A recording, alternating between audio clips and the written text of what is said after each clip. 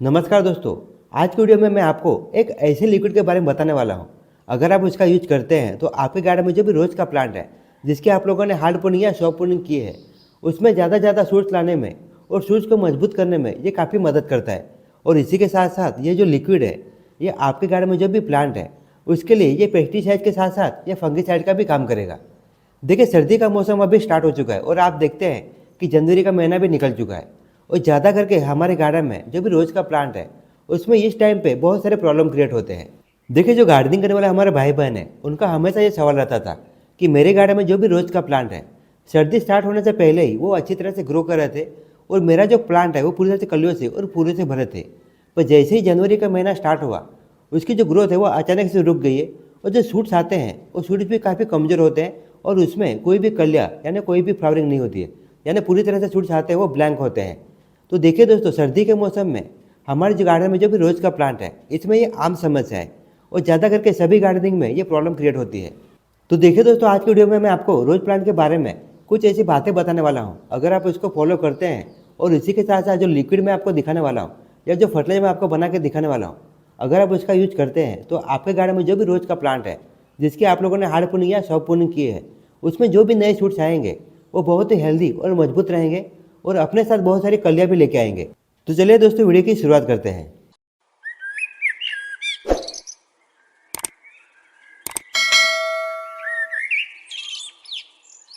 देखिए, जिस तरह से हम लोग खाना खाए बिना एक दिन भी नहीं रह सकते उसी तरह से हमारे गार्डन में जो भी प्लांट है उसे भी रोज़ खाने की यानी न्यूट्रिशन की आवश्यकता होती है।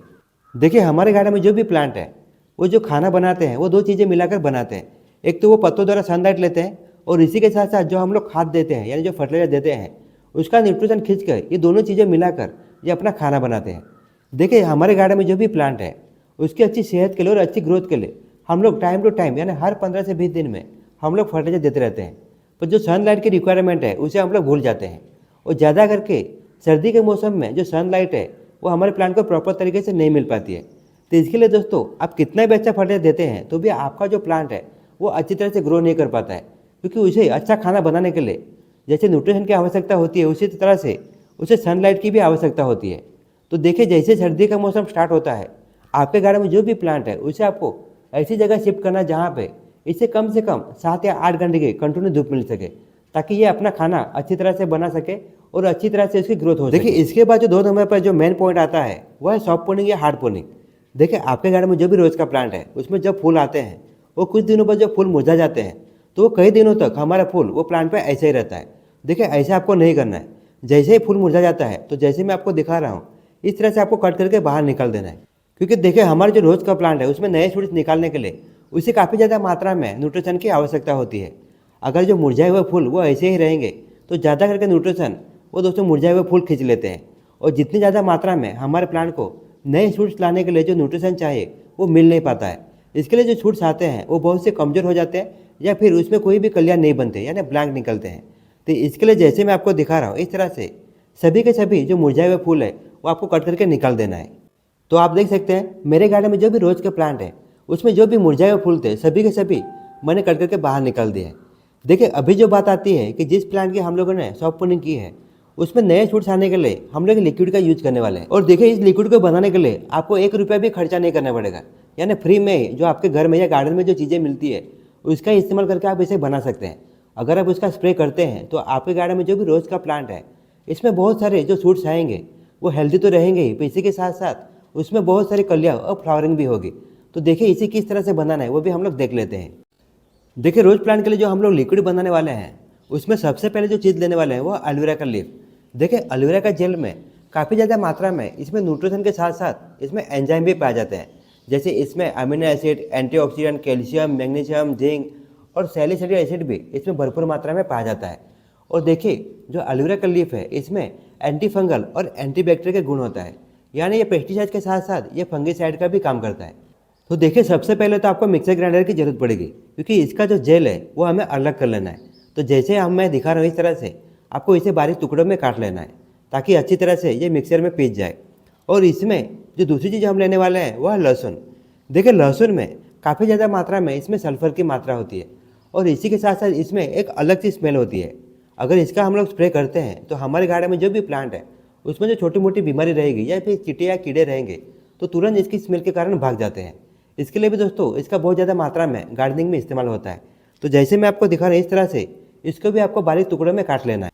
देखिए इन्हें अच्छी तरह से पीसने के लिए हम लोग इसमें 200 से 250 ml इसमें पानी ऐड करेंगे ताकि वो अच्छी तरह से पीस जाए और इसका जो लिक्विड है वो हम लोग अलग कर सके। तो आप देख सकते हैं हम लोगों ने इसे अच्छी तरह से अभी पीस लिया है। तो सबसे पहले हम लोग इसे कपड़े के सहारे या छाननी से हमें अच्छी तरह से छान लेना है और जितना हो सके आपको कम से कम 2 बार छान लेना है, क्योंकि देखिए ये जो लिक्विड है इसे स्प्रे बोतल में भरकर हम लोग स्प्रे करने वाले हैं और स्प्रे बोतल का जो होल है वो बहुत ही छोटा होता है। इसमें अगर पार्टिकल अटक जाते हैं तो हमारे जो पंप है वो ख़राब हो सकता है। इसके लिए आपको 2 बार इसे अच्छी तरह से छान लेना है। देखिए छानने के बाद जो लिक्विड है वो हमारा अलग हो चुका है। तो हमारा 200 ml का जो लिक्विड है इसमें हम लोग 1 लीटर पानी ऐड करेंगे और इसके बाद ही हमारे गार्डन में जो भी प्लांट है उसके पत्तों पे स्प्रे करेंगे। तो आप देख सकते हैं मेरा जो स्प्रे पंप है वो 2 लीटर का स्प्रे पंप है और इसमें मैंने ऑलरेडी 1 लीटर पानी लेकर रखा है और जो 200 ml का जो हमारा लिक्विड है वो इसमें हम लोग ऐड करेंगे। और उसके बाद आपके गार्डन में जो भी रोज़ का प्लांट है सभी प्लांट पर आप अगर स्प्रे करेंगे तो देखिए आपके गार्डन में जो प्लांट है उस पर अगर छोटी मोटी बीमारी है या कुछ चींटे या कीड़े हैं तो तुरंत दोस्तों ये भाग जाएंगे।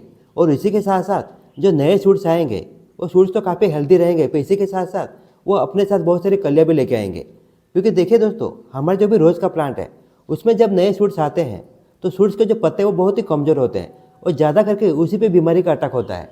तो देखिए इसका अगर आप स्प्रे करते हैं तो आपको किसी अदर पेस्टिसाइड की या फंगिसाइड की स्प्रे करने की जरूरत नहीं पड़ेगी। और देखिए ये जो लिक्विड है जिस तरह से आपके गार्डन में जो भी प्लांट है उस पर स्प्रे कर सकते हैं, उसी तरह से आपको इसे अपने गार्डन की जो मिट्टी है, गमले की जो मिट्टी है उस मिट्टी में भी यूज कर सकते हैं। वो दोनों तरह से इसका फायदा आप ले सकते हैं। देखिए इसके बाद जो मेन बात आती है वो है फर्टिलाइजर की। क्योंकि देखिए जिस प्लांट की हम लोग हार्ड प्रूनिंग या सॉफ्ट प्रूनिंग करते हैं तो उसमें ज़्यादा शूट पाने के लिए उसे काफ़ी ज़्यादा मात्रा में न्यूट्रिशन की आवश्यकता होती है। इसके लिए फर्टिलाइजर देना काफ़ी ज़रूरी हो जाता है। तो आप देख सकते हैं जो पहले हम फर्टिलाइजर यूज करने वाले हैं वो है वर्मी कंपोस्ट। देखिए वर्मी कंपोस्ट में काफ़ी ज़्यादा मात्रा में इसमें NPK तो होता ही है, पर इसी के साथ साथ जो अदर न्यूट्रिशन है वो भी इसमें भरपूर मात्रा में पाए जाते हैं। देखिए अगर आपके पास वर्मी कंपोस्ट नहीं है तो इसकी जगह पे आप गोबर की खाद का भी इस्तेमाल कर सकते हैं। पर देखिए जो गोबर की खाद आप ले रहे हैं वो कम से कम 6 महीने पुरानी होनी चाहिए, इतना आपको हमेशा ध्यान रखना है। और देखिए इसके बाद जो हम सेकंड फर्टिलाइजर यूज़ करने वाले हैं वो है कैल्शियम के लिए। और कैल्शियम के लिए जो चीज़ हम इस्तेमाल करने वाले हैं वो है दोस्तों अंडे की छिलकों का पाउडर। अंडे के छिलकों में काफ़ी ज़्यादा मात्रा में इसमें कैल्शियम की मात्रा होती है। अगर आप अंडे के छिलकों का इस्तेमाल नहीं करना चाहते हैं तो इसकी जगह पे जो खाने वाला चूना है या फिर लिखने वाले चौक है उसका भी इस्तेमाल कर सकते हैं। पर देखिए जो खाने वाला चूना है या लिखने वाले चौक है इसमें काफ़ी ज़्यादा मात्रा में हीट होती है। इसके लिए जितना हो सके आपको बहुत ही कम मात्रा में उसका इस्तेमाल करना है। पर देखिए यहीं पे अगर हम लोग अंडे के छिलकों का बात करते हैं तो ये बहुत ही सेफ फर्टिलाइजर है। अगर इसकी मात्रा कम ज़्यादा भी हो जाती है तो भी कोई भी साइड इफेक्ट आपके प्लांट पे नहीं आएगा और आपको आधे से 1 चम्मच इसका इस्तेमाल करना है। अगली चीज़ हम लेने वाले हैं वो है पोटास। देखिए जो आपके गार्डन में जो भी फूलों वाले प्लांट है उसमें ज़्यादा से ज़्यादा कलियाँ लाने के लिए और कलियाँ से फूल पाने के लिए हमारा जो प्लांट है उसे पोटासियम की काफ़ी ज़्यादा मात्रा में आवश्यकता होती है। तो आप देख सकते हैं आपको आधा चम्मच एक गमले के लिए इस्तेमाल करना है। देखिए इसकी जगह पे आप केले के छिलके या आलू के जो छिलके हैं उसका भी इस्तेमाल कर सकते हैं। देखिए दोस्तों मेरे गार्डन में जो भी प्लांट है उसमें जो भी फर्टिलाइजर मैं देता हूँ वो चेंज करते रहता हूँ।